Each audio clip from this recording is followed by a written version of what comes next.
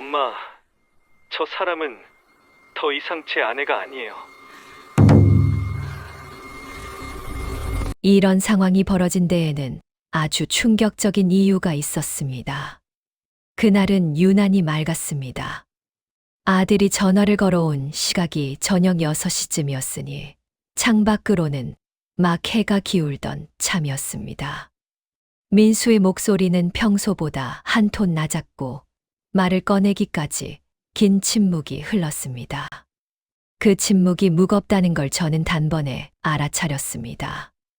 엄마, 제가 진지하게 만나고 있는 사람이 있어요. 그 말을 듣는 순간 가슴이 철렁 내려앉으면서도 한편으로는 안도감이 밀려왔습니다. 38이라는 나이가 결코 어린 편은 아니었으니까요. 남편을 일찍 떠나보낸 뒤로 저는 혼자 민수를 키워왔습니다. 그 시간이 얼마나 길었는지, 얼마나 외로웠는지는 차마 입 밖으로 꺼낼 수 없었습니다. 그저 아들 하나 잘 키우는 것만이 제가 할 수 있는 전부였고, 그것만으로도 버거운 날들이 많았습니다. 어떤 사람이니? 조심스럽게 물었습니다. 민수는 잠시 말을 멈췄다가 천천히 입을 열었습니다. 말수가 적고 조용한 사람이에요. 그런데 그게 나쁜 게 아니라 뭐랄까, 편안해요. 그렇게 말하는 민수의 목소리에는 처음 듣는 부드러움이 담겨 있었습니다.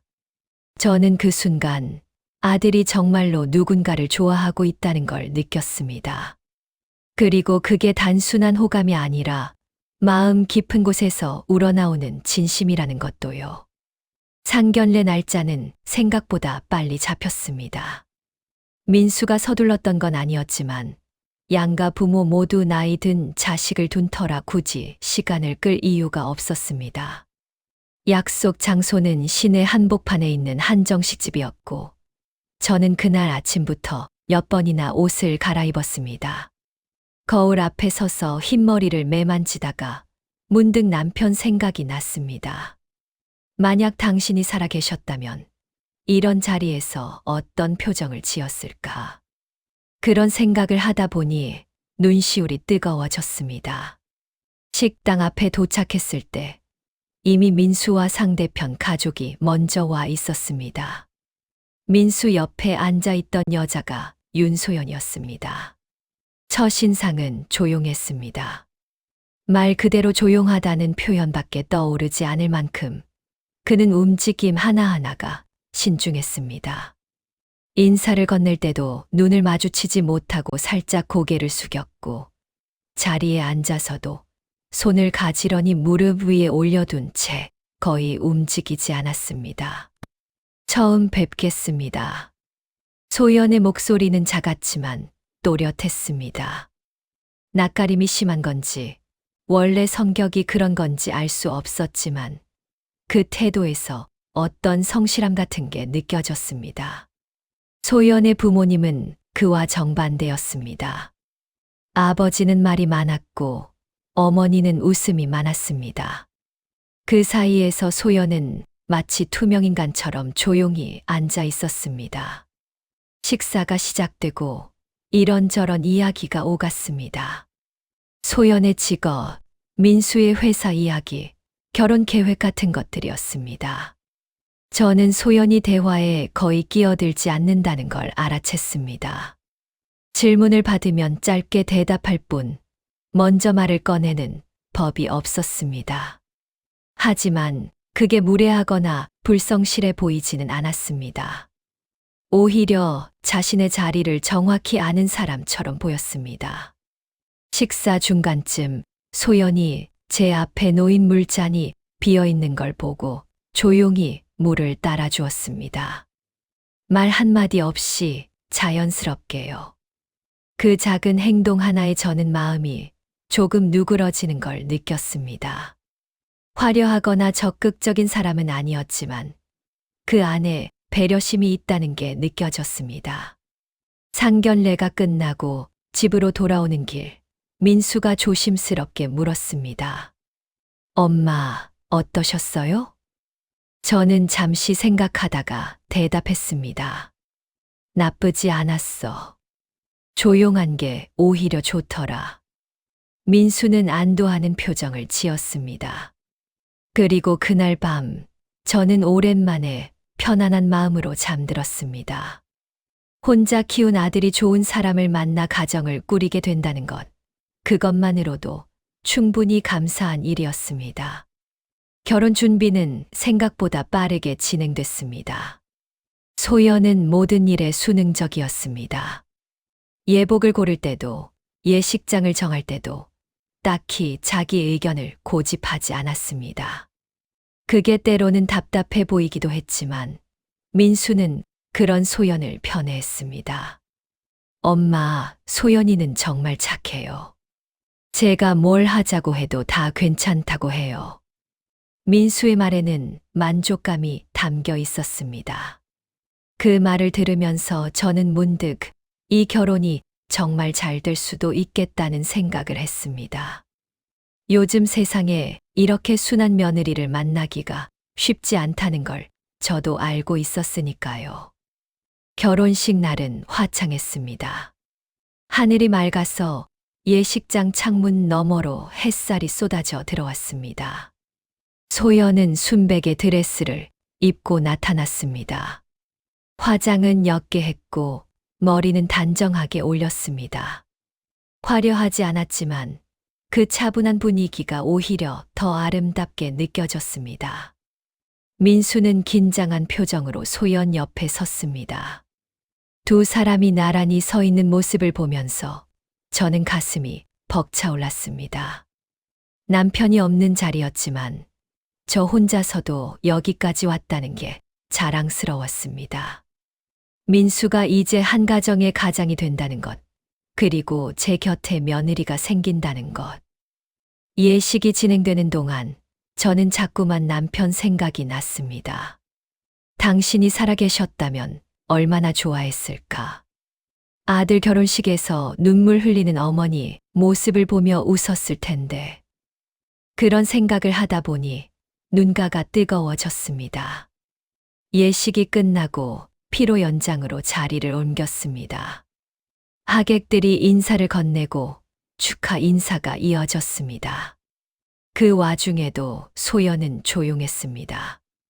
웃을 때도 크게 웃지 않았고 말을 할 때도 최소한으로만 했습니다. 하지만 그 모습이 결코 무성의해 보이지는 않았습니다. 오히려 절제되고 단정한 사람처럼 느껴졌습니다. 피로연이 끝나고 집으로 돌아왔을 때 저는 소파에 앉아 한숨을 내쉬었습니다. 긴 하루였습니다. 하지만 마음 한편에는 뿌듯함이 남아 있었습니다.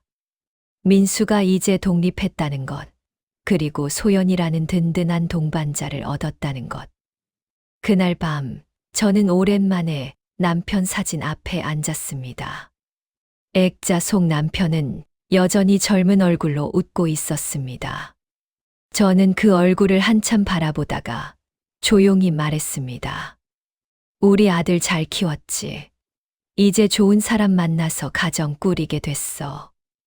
대답은 없었지만 저는 남편도 분명 기뻐할 거라고 믿었습니다. 그리고 그날 저는 처음으로 제 삶을 조금 다독이는 시간을 가졌습니다. 남편 없이 여기까지 왔다는 것, 그게 결코 쉬운 일이 아니었다는 것을 인정하면서요. 민수와 소연의 신혼집은 저희 집에서 차로 30분 거리에 있었습니다. 가깝지도 멀지도 않은 거리였고 저는 그게 적당하다고 생각했습니다. 너무 가까우면 서로 부담스럽고 너무 멀면 외로울 테니까요. 신혼 초 소연은 자주 연락을 했습니다. 문자로 안부를 물었고 가끔 집에 초대하기도 했습니다. 저는 그럴 때마다 기쁜 마음으로 다녀왔습니다.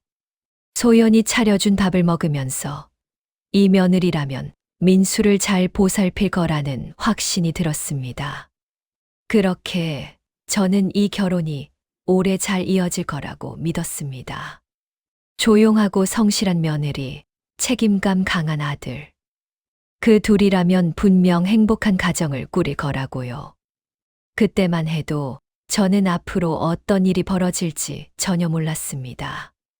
결혼한 지 3년째 되던 해 가을, 소연이 먼저 말을 꺼냈습니다. 어머님, 저희가 이사 와서 함께 살면 안 될까요? 그날 저녁 민수와 소연이 함께 집에 들렀을 때였습니다. 소파에 앉아 차를 마시던 중이었는데 소연이 조심스럽게 입을 연 것이었습니다. 저는 손에 쥐고 있던 찻잔을 내려놓으며 소연을 바라봤습니다. 민수는 옆에서 아무 말 없이 고개를 숙이고 앉아 있었습니다. 갑자기 왜 그런 생각을 하니? 제 목소리가 평소보다 조금 떨렸습니다. 요즘 세상에 며느리가 먼저 동거를 제안한다는 게 쉬운 일이 아니라는 걸 알았기 때문입니다. 소연은 잠시 망설이다가 천천히 말했습니다. 어머님 혼자 계시는 게 걱정돼서요. 그리고 저도 가족이랑 함께 있는 게 좋을 것 같아서요. 그 말에는 거짓이 없어 보였습니다. 소연의 눈빛은 여전히 조용했지만 그 안에 진심이 담겨 있다는 걸 느낄 수 있었습니다. 저는 한참을 생각하다가 고개를 끄덕였습니다. 그래, 그럼 함께 살아보자. 그렇게 해서 민수와 소연은 제 집으로 들어왔습니다.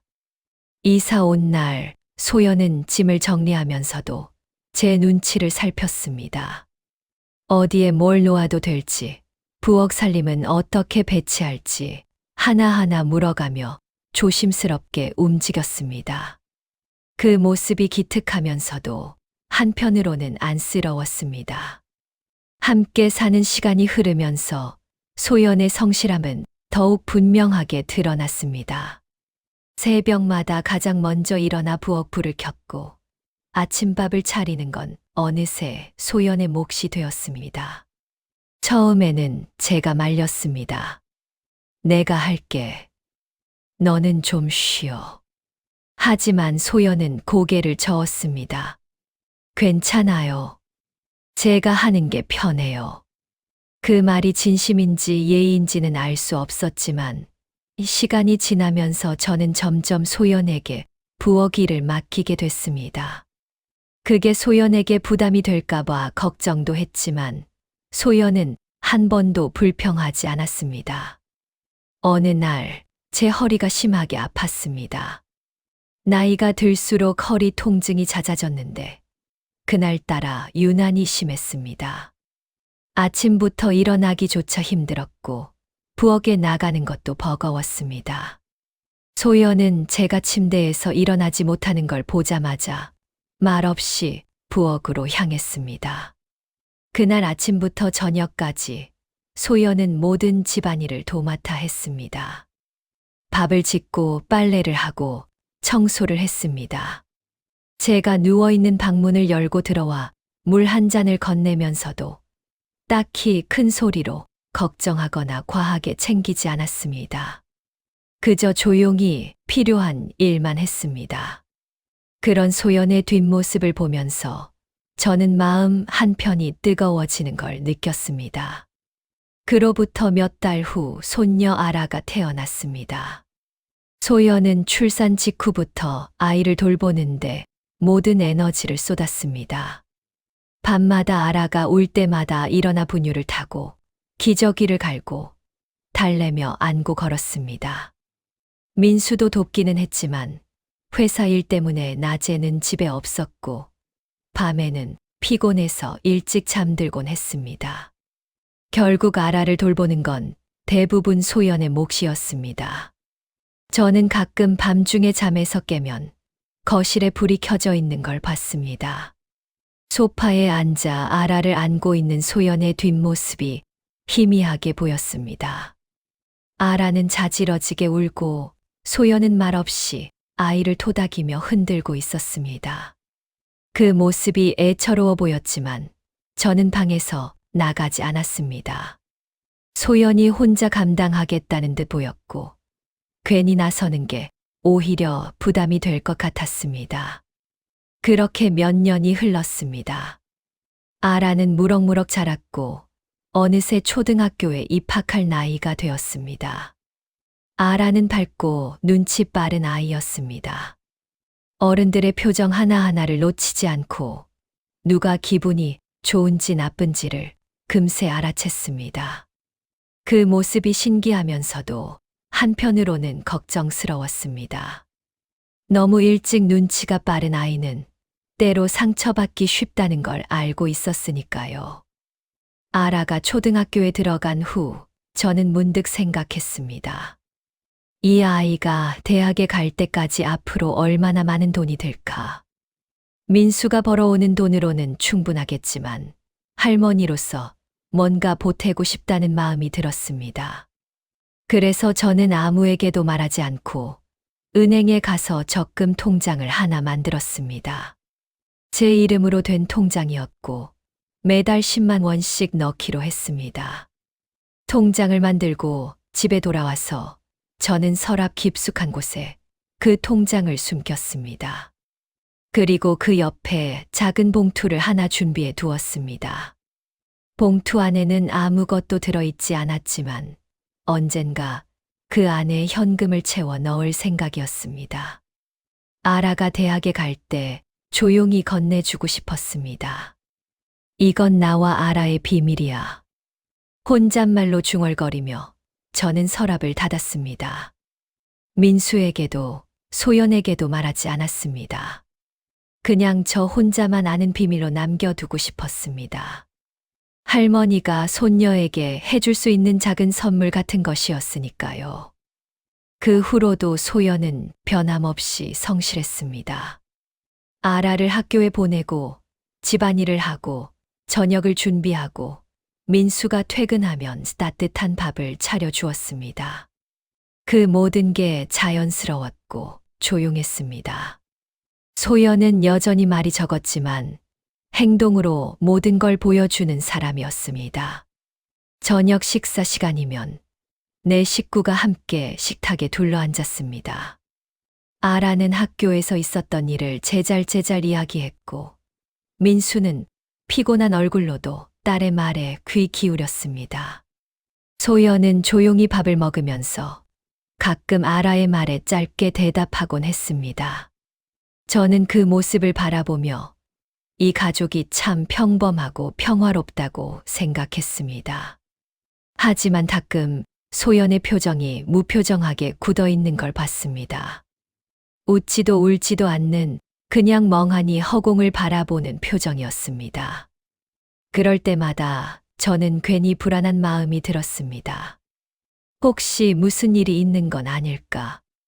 하지만 물어보지는 않았습니다.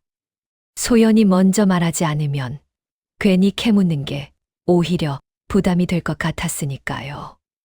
어느 날 저녁 민수와 소연이 말다툼을 하는 소리가 들렸습니다. 방문이 닫혀 있어서 자세한 내용은 들리지 않았지만 민수의 목소리가 높아지고 소연이 짧게 대꾸하는 소리가 들렸습니다. 저는 거실에 앉아 텔레비전을 보는 척하면서 귀를 기울였습니다. 하지만 곧 조용해졌고 두 사람은 아무 일 없었다는 듯 방에서 나왔습니다. 괜찮니? 제가 조심스럽게 물었지만 민수는 피식 웃으며 대답했습니다. 네, 괜찮아요. 그냥 작은 일이었어요. 소연은 아무 말도 하지 않았습니다. 그저 고개만 끄덕였을 뿐이었습니다.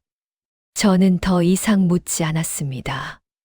부부 사이에는 당사자들만 아는 문제가 있기 마련이고 그게 크지 않다면 굳이 끼어들 필요가 없다고 생각했으니까요. 그 후로도 일상은 평범하게 흘러갔습니다. 아라는 학교에서 상을 받아 오기도 했고 민수는 회사에서 승진했습니다. 소연은 여전히 집안일을 도맡았고 저는 손녀를 돌보며 나날을 보냈습니다. 모든 게 평온해 보였습니다. 하지만 저는 알 수 없는 불안감을 떨칠 수가 없었습니다. 소연의 표정이 점점 더 굳어지는 것 같았고 웃는 일이 줄어드는 것 같았습니다. 민수와의 대화도 예전보다 줄어든 것 같았습니다. 그 변화가 너무 미세해서 누군가에게 말하기엔 애매했습니다.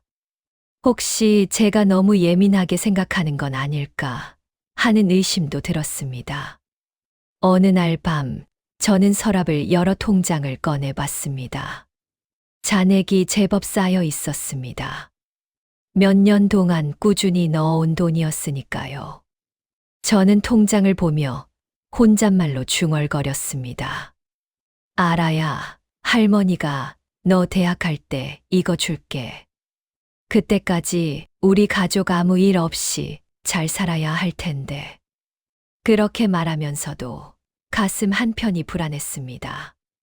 왜인지 모르게 이 평화가 오래 가지 않을 것 같은 예감이 들었습니다. 하지만 저는 그 예감을 애써 무시했습니다. 괜한 걱정일 거라고, 그냥 나이 들어서 쓸데없이 불안한 거라고 스스로를 다독였습니다. 그날 밤, 저는 통장을 다시 서랍 깊숙이 넣고 봉투를 그 옆에 가지런히 놓았습니다. 그리고 서랍을 닫으며 작은 소리로 기도했습니다.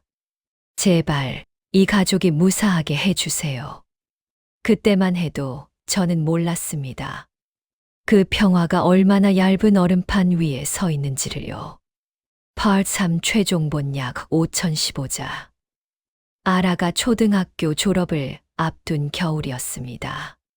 그 무렵부터 소연의 모습이 조금씩 달라지기 시작했습니다.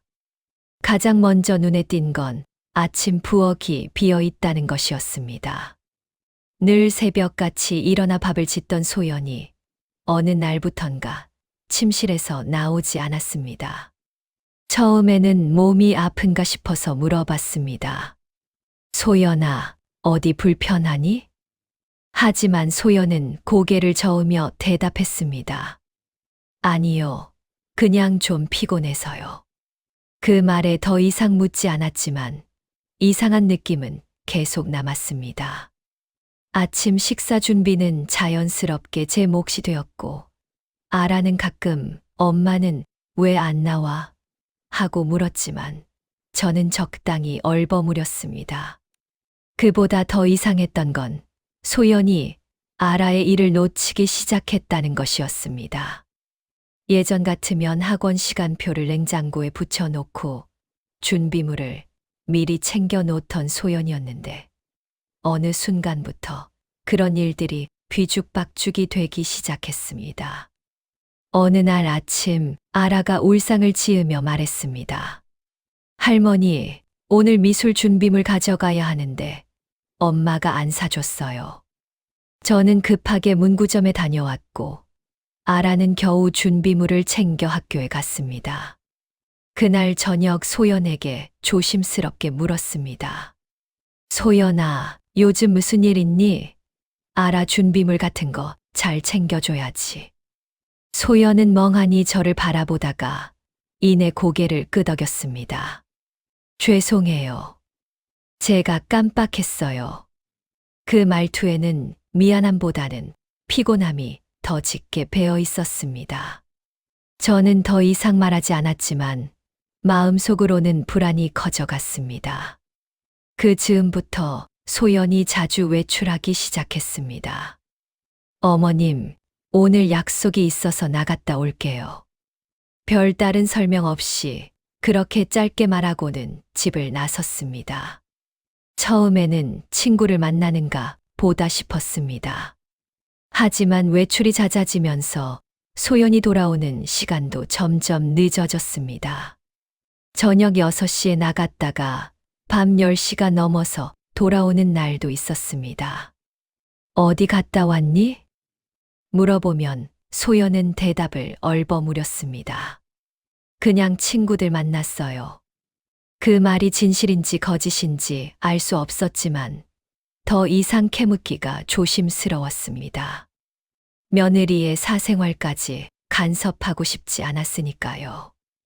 그런데 더 이상한 건 소연의 옷차림이 달라졌다는 것이었습니다. 예전에는 수수한 옷만 입던 소연이 어느 순간부터 화려한 옷을 입기 시작했습니다.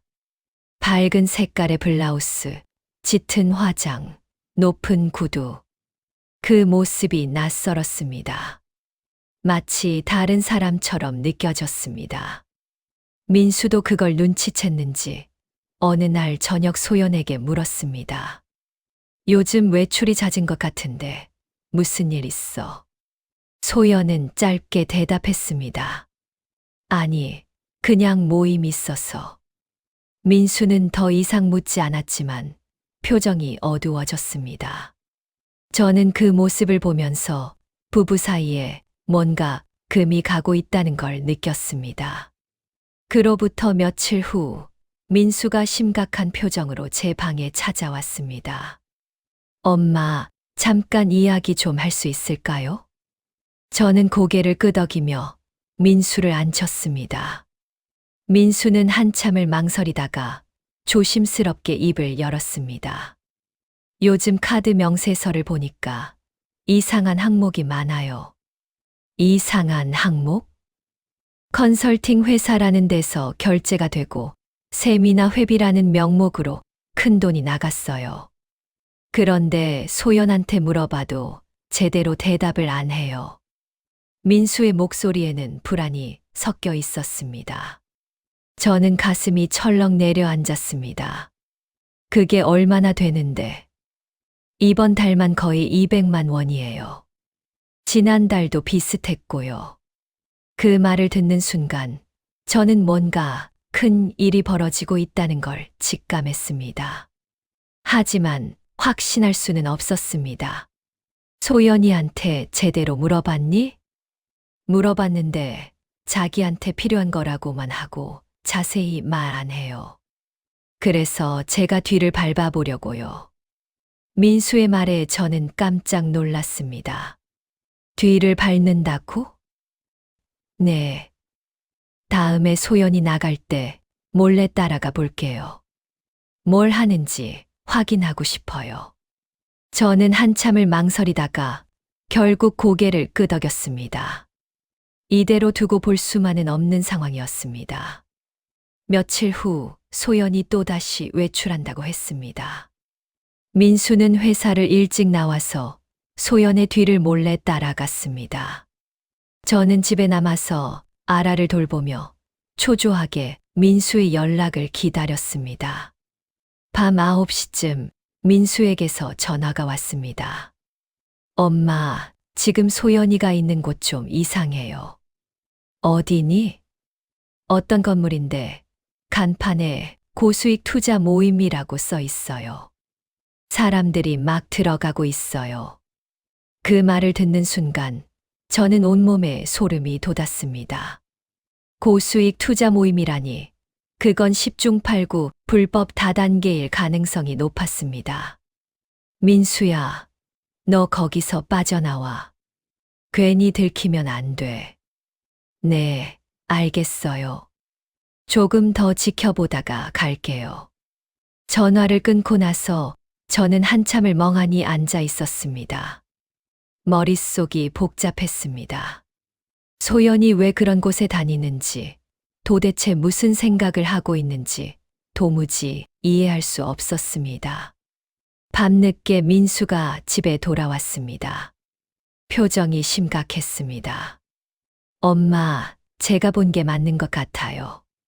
그 건물 앞에서 사람들이 나오는데 다들 뭔가 흥분한 표정이었어요.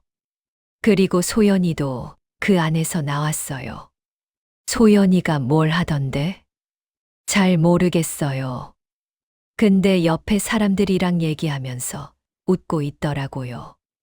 평소랑 완전히 다른 모습이었어요. 민수의 말에 저는 가슴이 답답해졌습니다. 그렇게 성실하고 조용하던 소연이 왜 갑자기 그런 곳에 빠져들었는지 이해할 수가 없었습니다. 그로부터 며칠 후 더 충격적인 일이 벌어졌습니다. 민수가 은행에서 연락을 받았습니다. 제 명의로 대출 상담 신청이 들어왔다는 것이었습니다. 저는 그 말을 듣고 깜짝 놀랐습니다. 무슨 소리야? 내가 언제 대출 신청을 했다고? 은행 직원은 조심스럽게 설명했습니다. 본인이 직접 신청하신 건 아니고 누군가 고객님 명의로 대출 가능 여부를 알아본 것 같습니다. 그 말을 듣는 순간 저는 누가 그랬는지 단번에 알았습니다. 소연이었습니다. 민수는 즉시 소연을 불러 따졌습니다. 소연아, 엄마 명의로 대출 알아본 거 맞아? 소연은 잠시 침묵하다가 고개를 끄덕였습니다. 죄송해요. 급하게 돈이 필요했어. 급하게 돈이 필요하다니 무슨 소리야? 그 고수익 투자 모임 때문이야? 민수의 목소리가 높아졌습니다. 소연은 아무 대꾸도 하지 못한 채 고개를 숙였습니다. 저는 두 사람 사이에 서서 말을 잇지 못했습니다. 이 상황이 현실인지 믿기지 않았습니다.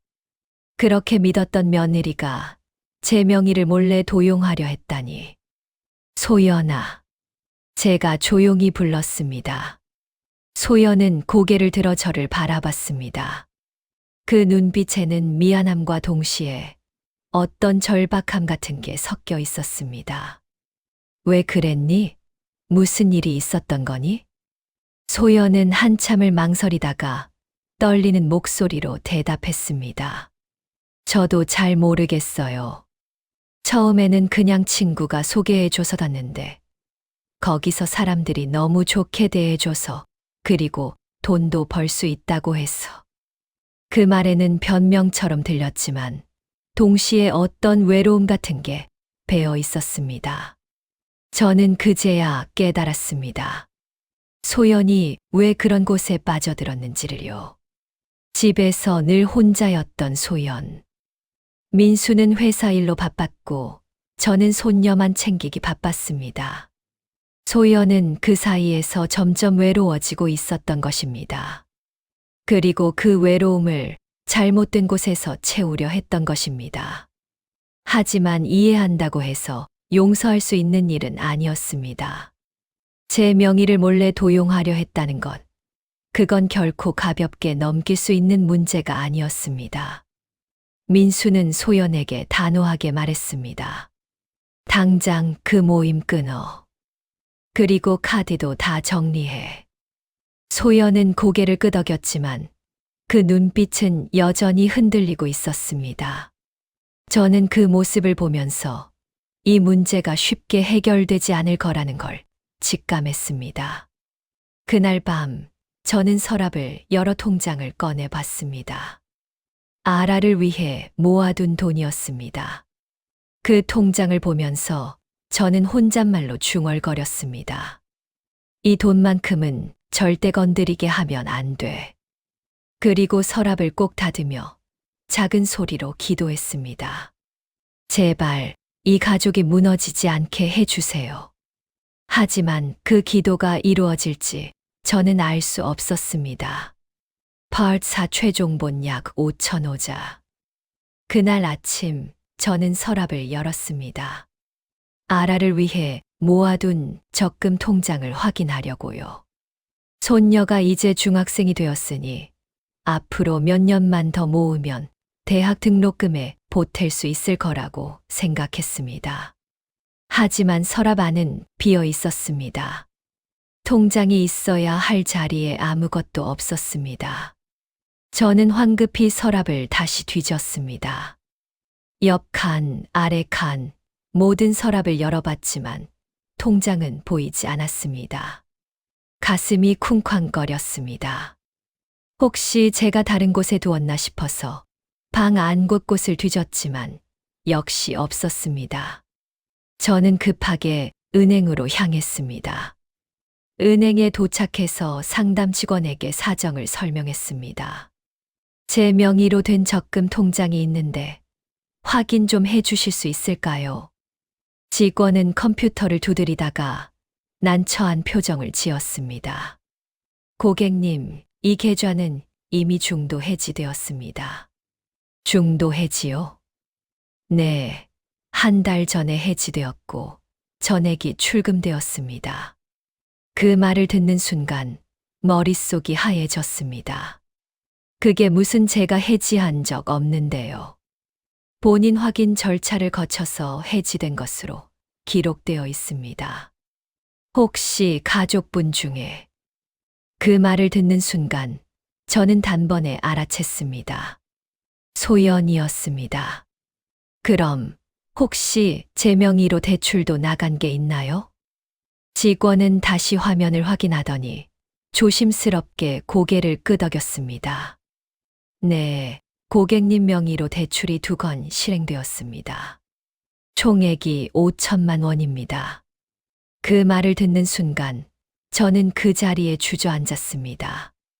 다리에 힘이 풀려서 일어설 수가 없었습니다. 직원이 황급히 의자를 가져다 주었지만 저는 그저 멍하니 앉아 있을 뿐이었습니다. 5천만 원. 제가 평생 모은 돈보다 큰 금액이었습니다. 그 돈이 제 이름으로 빌려졌다는 것, 그리고 그걸 소연이 몰래 한 것이라는 게 믿기지 않았습니다. 집으로 돌아오는 길, 저는 한 발짝도 제대로 뗄 수가 없었습니다. 머릿속이 복잡했고 가슴이 답답했습니다. 현관문을 열고 들어섰을 때 민수가 거실에 앉아 있었습니다. 엄마, 어디 갔다 오세요? 저는 민수를 바라보며 떨리는 목소리로 말했습니다. 민수야, 내 명의로 대출이 나갔어. 5천만 원이야. 민수의 얼굴이 창백해졌습니다. 뭐라고요? 소연이가 한 것 같아. 내 적금 통장도 몰래 해지했어. 민수는 아무 말도 하지 못한 채 그 자리에 굳어 있었습니다. 잠시 후 소연이 방에서 나왔습니다. 민수는 소연을 향해 소리쳤습니다. 소연아, 이게 무슨 짓이야? 소연은 눈을 내리깔고 서 있었습니다. 민수가 계속 다그쳤습니다. 왜 우리 이름으로, 왜 어머니 이름으로까지 돈을 끌어다 썼어? 대체 무슨 생각으로 그런 거야? 소연은 한참을 침묵하다가 떨리는 목소리로 대답했습니다. 곧 크게 벌어서 다 갚으려 했어요. 그 말을 듣는 순간 저는 허탈함이 밀려왔습니다. 크게 벌어서 갚으려 했다니 그런 말이 무슨 의미가 있단 말입니까? 크게 벌어서 갚는다고 그게 말이 돼? 그 모임이 뭔데 그렇게 큰 돈을 벌 수 있다는 거야? 민수의 목소리는 점점 높아졌습니다. 소연은 아무 대꾸도 하지 못한 채 그저 고개를 숙이고 있었습니다. 대답 좀 해봐. 민수가 소리쳤지만 소연은 입을 열지 않았습니다. 저는 그 모습을 보면서 이 사람이 정말 제가 알던 그 며느리가 맞나 싶었습니다. 며칠 후 경찰이 집으로 찾아왔습니다. 소연이 관련된 투자 모임이 불법 다단계 조직으로 밝혀졌고 소연도 그 조직의 일원으로 수사 대상이 되었다는 것이었습니다. 경찰은 소연에게 조사를 위해 동행할 것을 요청했고 소연은 묵묵히 따라 나섰습니다. 민수는 소연의 뒤를 따라가려 했지만 경찰은 제지했습니다. 가족부는 함께 가실 수 없습니다. 민수는 그 자리에 멈춰 서서 소연의 뒷모습을 바라봤습니다. 소연은 한 번도 뒤를 돌아보지 않았습니다.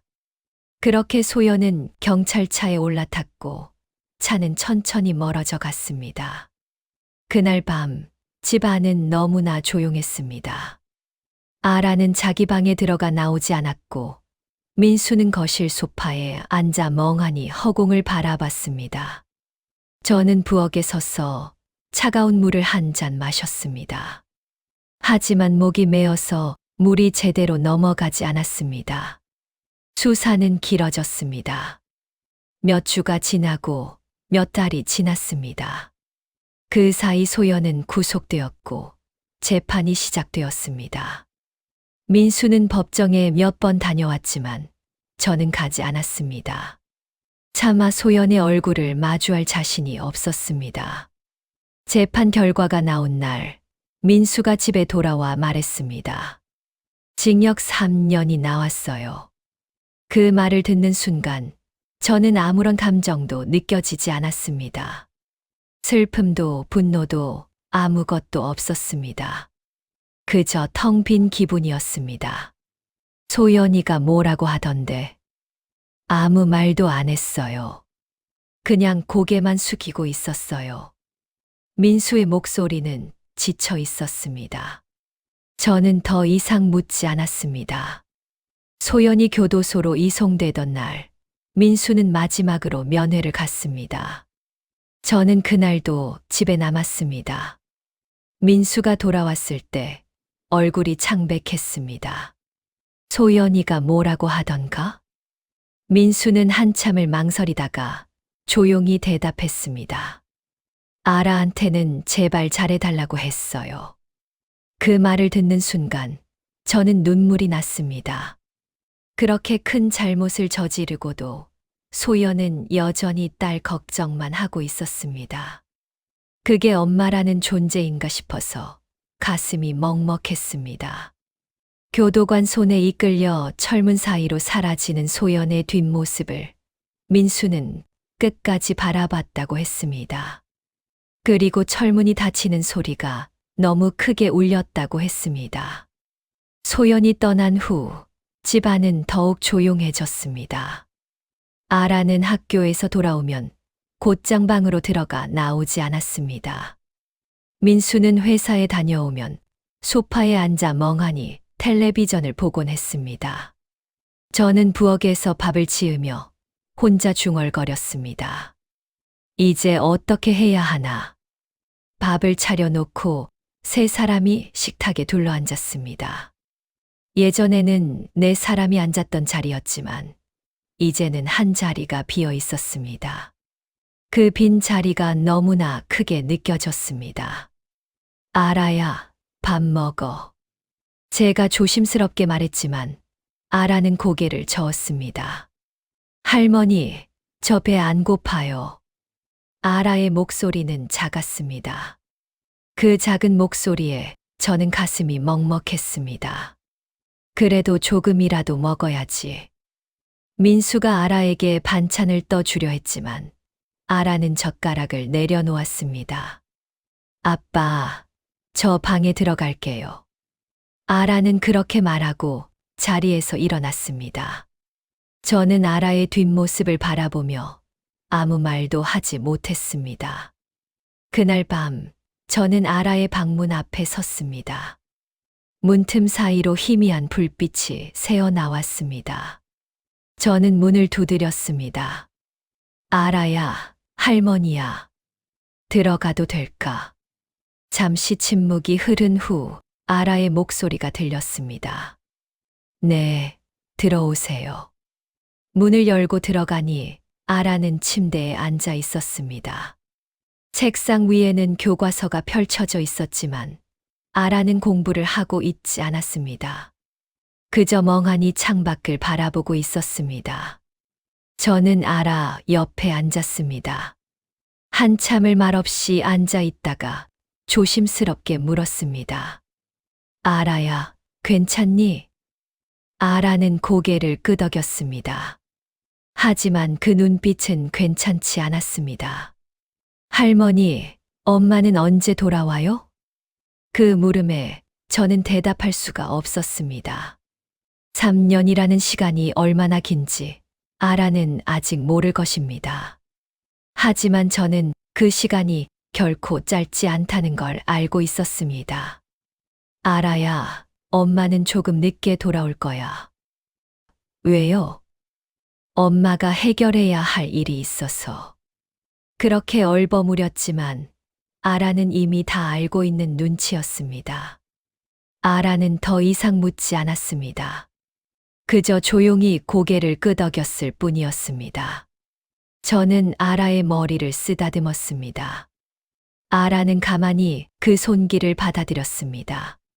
그 순간 저는 이 아이를 지켜야 한다는 생각이 들었습니다. 소연이 마지막으로 남긴 그 말처럼요. 아라야, 할머니랑 아빠가 있으니까 너무 걱정하지 마. 아라는 아무 대답도 하지 않았습니다. 하지만 그 눈빛에는 이미 너무 많은 것을 이해하고 있는 듯한 무게감이 담겨 있었습니다. 그날 밤, 저는 아라의 방을 나와 거실로 돌아왔습니다. 민수는 여전히 소파에 앉아 있었습니다. 저는 민수 옆에 앉았습니다. 민수야, 이제 우리 셋이서 잘 살아야지. 민수는 고개를 끄덕였습니다. 하지만 그 눈빛에는 확신이 없었습니다. 그날 밤, 저는 잠들지 못했습니다. 천장을 바라보며 앞으로 어떻게 해야 할지 생각했습니다. 빚은 어떻게 갚아야 할지, 아라는 어떻게 키워야 할지, 민수는 어떻게 다독여야 할지. 그 모든 게 막막했지만 저는 포기할 수 없었습니다. 이 가족을 지켜야 한다는 책임감이 저를 붙들고 있었습니다. 새벽녘 저는 일어나 부엌으로 갔습니다. 그리고 물을 끓이며 작은 소리로 중얼거렸습니다. 우리 셋이서라도 잘 살아야 해. 그 말이 저 자신을 다독이는 말인지 아니면 기도인지는 알 수 없었습니다. Part 5 최종 본약 5천이자 소연이 교도소로 이송된 후 저는 아라의 학교 준비물을 챙기는 일이 더 잦아졌습니다. 아침마다 도시락을 싸고 체육복을 챙기고 학원 가방을 확인하면서 저는 이 아이만큼은 흔들리지 않도록 지켜야겠다고 다짐했습니다.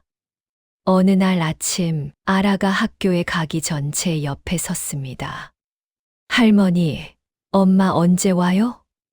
그 물음을 듣는 순간 저는 대답하기가 막막했습니다. 하지만 저는 최대한 담담하게 대꾸했습니다. 조금 더 기다려야 해. 엄마가 지금은 바쁘단다. 아라는 더 이상 묻지 않았습니다. 그저 고개를 끄덕이고는 가방을 메고 나갔습니다.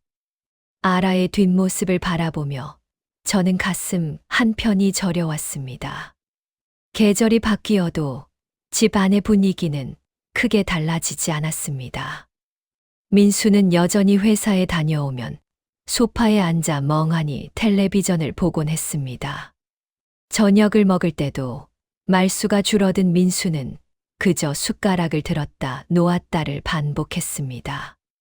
어느 날 저녁 저는 민수에게 물었습니다. 민수야, 너 괜찮은 거니? 민수는 한참을 침묵하다가 고개를 끄덕였습니다. 괜찮아요, 엄마. 하지만 그 목소리에는 괜찮지 않은 무게가 담겨 있었습니다. 저는 더 이상 묻지 않았습니다. 민수도 지금 버티고 있는 중이라는 걸 알고 있었으니까요. 밤이 되면 저는 자주 아라의 방문 앞에 서곤 했습니다. 문 안에서 들리는 작은 숨소리를 듣고 있으면 이 아이만큼은 지켜야겠다는 생각이 더욱 강해졌습니다. 어느 날 밤, 저는 민수의 방을 지나다가 그가 아라의 방에 들어가 있는 모습을 보았습니다. 민수는 잠든 아라의 이마를 쓰다듬으며 한참 동안 그 자리에 앉아 있었습니다. 다음 날 아침, 민수가 거실에서 저를 불렀습니다. 엄마, 저 이제 좀 괜찮은 것 같아요. 무슨 말이니? 아라부터 지키자고 생각하니까 조금 마음이 정리되는 것 같아요. 그 말을 듣는 순간 저는 가슴이 뭉클했습니다. 민수도 이제 다시 일어서려 하고 있구나 싶었습니다. 그래, 민수야.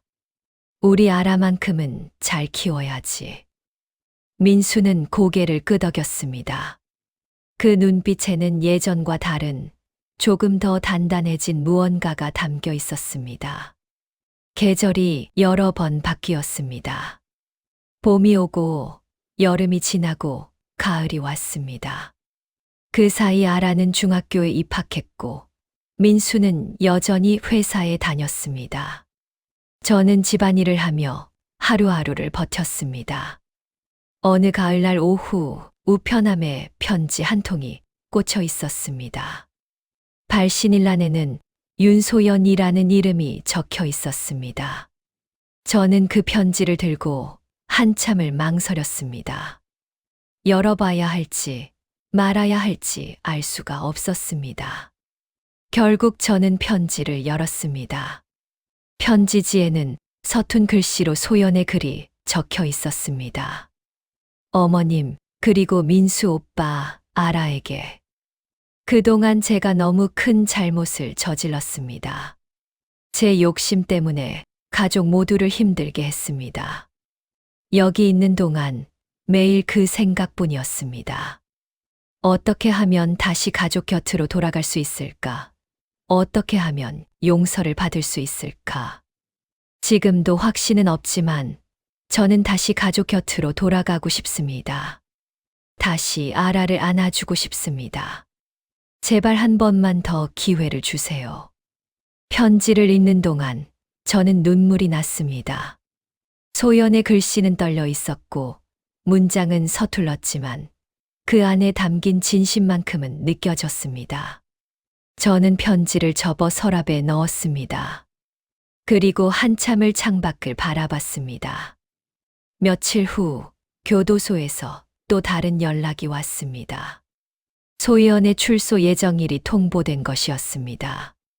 민수가 그 소식을 듣고 저를 찾아왔습니다. 엄마, 소연이가 석 달 뒤에 나온대요. 그래, 알았다. 어떻게 하실 거예요? 저는 한참을 생각하다가 조용히 대답했습니다. 일단은 받아들여야지. 그래도 소연이는 아라 엄마니까. 민수는 고개를 끄덕였습니다. 하지만 그 표정에는 여전히 불안함이 남아 있었습니다. 엄마, 저도 솔직히 걱정돼요. 소연이가 돌아와서 또 무슨 일이 생기면 어쩌나 싶어요. 그건 나도 마찬가지야. 하지만 우리가 지켜봐야지. 아라를 위해서라도. 민수는 아무 말도 하지 못한 채 고개만 끄덕였습니다. 그날 밤 저는 아라를 불렀습니다. 아라는 숙제를 하다가 제 말에 고개를 들었습니다. 아라야, 할머니가 할 말이 있어. 무슨 말씀이세요, 할머니? 엄마가 곧 돌아온단다. 그 말을 듣는 순간 아라의 얼굴이 환해졌습니다. 정말요? 엄마가 언제 와요? 석 달 뒤에 온대. 아라는 기뻐하면서도 조금 불안한 듯 물었습니다. 엄마가 오면 우리 다시 예전처럼 살 수 있어요? 그 물음에 저는 대답하기가 어려웠습니다. 예전처럼 돌아갈 수 있을지 저도 확신할 수 없었으니까요. 하지만 저는 아라를 안심시키기 위해 조심스럽게 대꾸했습니다. 그렇게 되도록 우리 모두 노력해야지. 아라는 고개를 끄덕였습니다. 그리고 다시 숙제를 하기 시작했습니다. 저는 아라의 뒷모습을 바라보며 가슴 한편이 무거워졌습니다. 출소 예정일이 다가올수록 집 안의 분위기는 묘하게 긴장되었습니다. 민수는 소연을 맞이할 준비를 하면서도 여전히 불안한 기색이었습니다. 저는 소연이 돌아올 방을 정리하며 마음을 다잡았습니다. 출소 예정일 하루 전날 저는 창가에 서서 하늘을 바라봤습니다. 하늘은 맑았고 바람은 차가웠습니다. 저는 한참을 그렇게 서 있다가 마음속으로 조용히 중얼거렸습니다.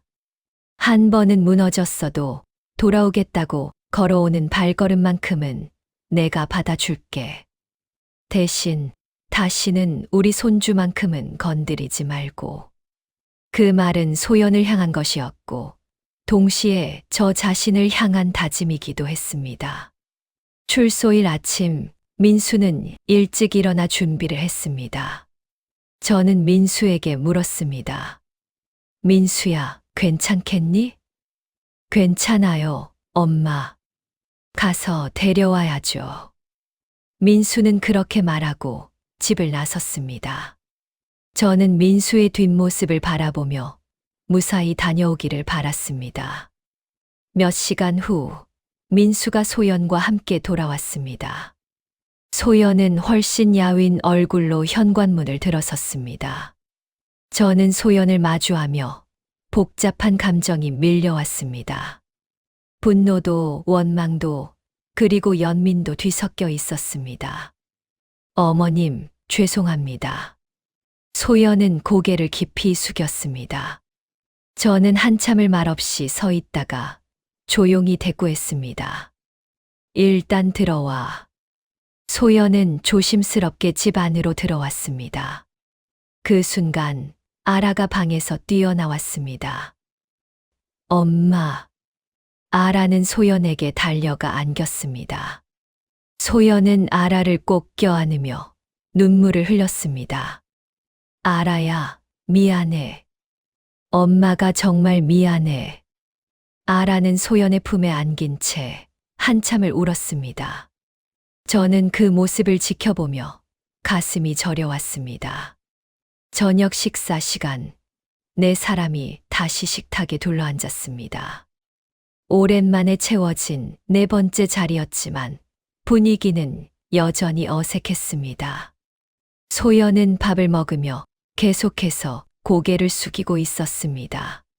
소연아. 제가 조용히 불렀습니다. 소연은 고개를 들어 저를 바라봤습니다. 이제 다시는 그런 일 없어야 해. 알겠지? 네, 어머님.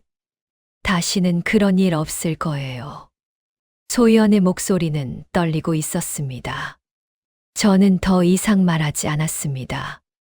이제는 소연의 행동을 지켜볼 뿐이었습니다. 그날 밤, 저는 잠들기 전 창밖을 바라봤습니다. 달이 밝았고 별들이 반짝였습니다. 저는 조용히 기도했습니다. 부디 이 가족이 다시 무너지지 않게 해주세요. 그 기도는 간절했고 동시에 불안했습니다. 하지만 저는 포기할 수 없었습니다. 이 가족을 지켜야 한다는 책임감이 여전히 저를 붙들고 있었으니까요. 소연이 돌아온 후 며칠이 지났습니다. 소연은 조용히 집안일을 도우며 최대한 눈에 띄지 않으려 했습니다. 아라는 소연이 옆에 있는 것만으로도 행복해 보였습니다. 민수는 여전히 조심스러운 태도였지만 조금씩 소연과 대화를 나누기 시작했습니다. 어느 날 저녁 저는 소연과 단둘이 부엌에 있었습니다. 소연이 설거지를 하고 있었고 저는 그 옆에 서 있었습니다.